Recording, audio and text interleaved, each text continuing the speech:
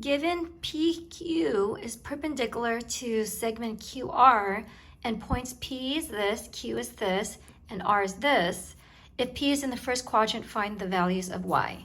So this is a geometry problem, and the first thing I would recommend doing is drawing a picture so you can get a visual of what this is.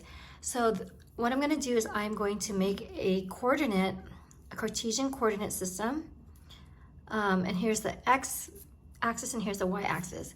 They tell you P is in the first quadrant, so I know I'm just working with this right side, so I'm only working with positive numbers. So let's go ahead and plot these points. P is 10y, so I'm going to go 10 over on the x value and then y, so some arbitrary number y. So this is going to be P, and this is, the coordinate is 10, comma, y. Q is 3, comma, 2, so I'm going to go over 3 slots about here and up 2. So 2 is somewhere, and we don't know where 2 is necessarily, so I'm just going to put 2 somewhere around here. I don't know if it's going to be bigger than y or smaller than y, but it's going to be some arbitrary, it's going to be somewhere around here. So I'm going to put this here. So Q now is going to be 3, comma, 2. And R is 2, comma, y plus 6. So I'm going to go 2 over, and then I'm going to go y. Here's y. So I'm sorry, let me write down. Here's the x value, 2. And then the y, the vertical distance is y plus 6. So there's y, and I'm going to go up 6. So somewhere up here is going to be my r value. R is 2, comma, y plus 6. Okay? So this is y plus 6 value. So now I know kind of where my coordinates are somewhat. And they also give you that PQ is perpendicular to QR. That's a perpendicular sign.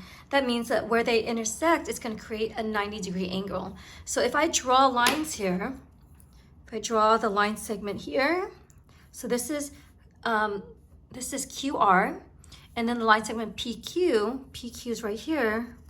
I know it's going to create a 90-degree angle because it's perpendicular.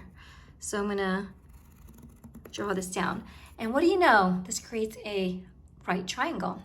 So once I have written down what's given, so here's the visual of it, I'm going to think of, okay, what formulas or what tools do I need to solve this? Because I want to find out what the letter Y is. So what we do know is that we're going to use some formulas based on this picture here. So use the following formulas. I know certain formulas. I know that when we're talking about points, that the distance between 2 points has a certain formula. Distance between 2 points. So we got to pull out our toolbox to figure out what's the formulas that we need to use. So distance between 2 points is equal to the square root of the difference between the x values squared plus the difference between the y values squared. Okay, so we need to know that formula. We also look at this and we see, oh, you know, I have a right triangle. So I know that with a right triangle, we can use the Pythagorean Theorem. So the Pythagorean Theorem tells us that there's a relationship between the sides of the triangle, of a right triangle. So we know that the formula is going to be a squared plus b squared is equal to c squared. And when I say that, what that means is that a's and b's are the legs of the right triangle, and C is the hypotenuse. It doesn't matter where A and B sits, but it just matters where C is. C is the hypotenuse. So those are the formulas that we know, and this is what's given. So based on this, I'm going to now start doing the math work. So let's do work. So I know that seems like a lot of work already, but this is where the real work begins. So when I look at this, I'm going to say, can I figure out what the distance between these points are? If I could figure out the distance between these points, I could use the Pythagorean Theorem to create a relationship between the legs. So I notice I have this here and this here. So I'm going to look at, okay, P and R, this is the hypotenuse, right? The C, the hypotenuse of the right triangle. Let's try figuring out what's the distance between P and R.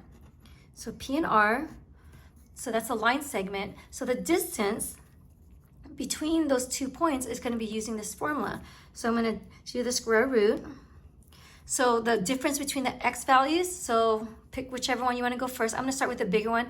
The x value is 10 and the x value is 2. So I'm going to have 10 minus 2 squared. So difference between the x value squared plus the difference between the y value squared. So the y value squared, so you always want to start with the one that you started with, right? So you did 10 minus 2, so you got to go the same order. Y minus this one. So y minus a y plus 6, so I need to distribute the minus through. So let me just write this out. Y minus this value, y plus 6, and then I'm going to square that whole thing. So make sure you put enough parentheses around there. So let's go ahead and do the algebra work. If I'm going too fast, you could just pause and rewind. 10 minus 2 is 8. 8 squared is 64. Plus, let me write this all out now. So I have y, right? And then I have a minus here. So it's the difference between the y values. Well, what's the difference between these y values? The vertical distance. So y minus y plus 6, if I subtract that, y minus y plus 6 will give me y minus 6, right? When I distribute the minus sign through, and then I squared that. So there should be a squared out here. There's no parentheses out there. So y minus 6, because I distribute the minus sign. So inside here, this cancels out, so this becomes positive 36. So here's square root of 64. 64 plus 36 is going to give me to square root of 100, which is equal to 10, right? So I know now that the distance from here to here is 10. So I'm going to write 10 right here. So that's the distance between P and R.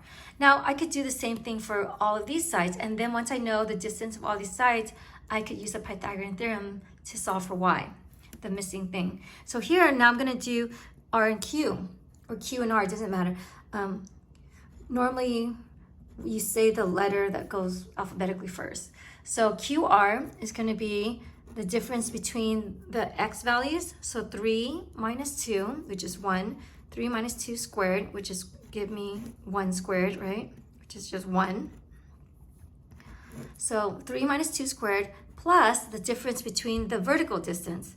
So since I start with 3 here, I'm going to start with a 2 here. 2 minus a y plus 6 squared. So here I'm going to have 2 minus y minus 6 squared, because I had 2 minus y and 2 minus, and then minus 6 as well. And I squared that. So when I square that, I end up getting, so order of operations, do the insides first. So 2 minus 6 is negative 4. So I have negative y minus 4 squared. And then I'm going to FOIL this out. So I get 1 plus, so if you forgot how to FOIL out, you could do it like this, where you write it out twice. And then you multiply 3, get y squared plus 4y plus 4y plus 16. So again, I'm going kind of fast, but you could check my work. And this ends up being y squared plus 8y plus 16. So I have 1 plus y squared plus 8y plus 16. And that ends up giving me y squared plus 8y plus 17. And that's a square root. So this is QR, right? So I'm going to just circle this. So next, last but not least, I'm going to do QP. So QP, I do the same thing. And I get the square root of the subtraction of the x values. So QP, so I'm going to say 10 minus 3 squared. So 10 minus 3 squared will give me 7 squared, which is 49. Plus the difference between the y values. So I said 10 minus 3, so since I started, this is the first point, I'm going to do this. Y minus 2 squared. So y minus 2 squared. So when you do that, you end up getting y squared minus 4y plus 4. And if you forgot how to do that, again, you could do it on the side here, y minus 2 times y minus 2. And you should get y squared minus 2y plus 4. And that'll give you y squared minus 4y plus 4. So you know where I got this, right? So now that I have that, I have the square root of 49 plus y squared minus 4y plus 4. Combine the numbers together, I get y squared minus 4y. 49 plus 4 is 53. So that is the distance of Q to P. So going back to the Pythagorean theorem, I now know the distance of this, this, and this. So I can now use the Pythagorean theorem to solve for y. Because now, notice, in this triangle, I'm going to redraw it. Here is Q, P, and R. So I know the distance here is 10. I know the distance between Q and R is the square root of y squared plus 8y plus 17. And the distance between QP is this square root of y squared minus 4y plus 53. So it looks really messy, and you might be getting kind of scared of these messy things, but it's going to end up working out really nice and neatly in a second. So knowing this, now we could use the Pythagorean theorem. So remember, the Pythagorean theorem says that if you square this side and you square this side, if you square this plus square this, you will equal to this squared. So a squared plus b squared is equal to c squared, right? So one of the legs squared. So if I squared this, guess what's going to disappear? The square root, right? So if you square something with the square root disappears. So you get y squared plus 8y plus 17. So let me just write it all out so it's super obvious to you. That plus b squared, square root of y squared minus 4y plus 53, I squared that, is going to equal to 10 squared.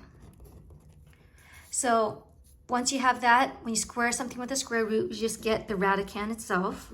So it's kind of nice and easy that way. You could do that with this one, and this equals to 100. So now you're down to combining like terms. So y squared and y squared gives you 2y squared. 8y minus 4y gives you 4y. 17 plus 53, I want to bring the 100 over to the other side, so I'm going to subtract 100. So I end up getting negative 30 is equal to 0. So whenever you have a squared, it's called a quadratic equation. And a quadratic equation, you want to set the equation equal to 0 to solve it. So that's why I subtracted the 100 over to the side. So 17 plus 53 minus 100 will give me negative 30. So now that I have that, I'm going to ask myself, okay, am I going to factor? Am I going to use a quadratic formula? What should I do? I notice that all of these have a 2 in common in terms of a factor. So I'm going to divide everything by 2. If I divide everything by 2, it'll make this a lot more simpler of a problem.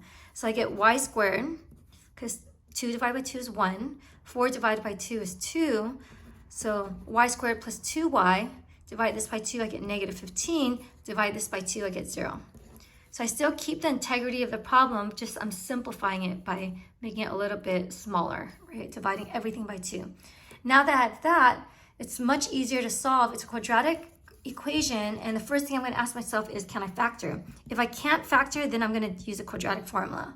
So here indeed, I can factor. So I'm going to get y minus 3 times y plus 5 is equal to 0. And if you want to check this, right, just check it. Y times y is y squared. Y times 5 is 5y. Negative 3 times y is negative 3y. Negative 3 times 5 is 15. And you end up getting y squared plus 2y minus 15 when you combine these two together. So this is indeed the factored version of this quadratic. So that's just to check my work.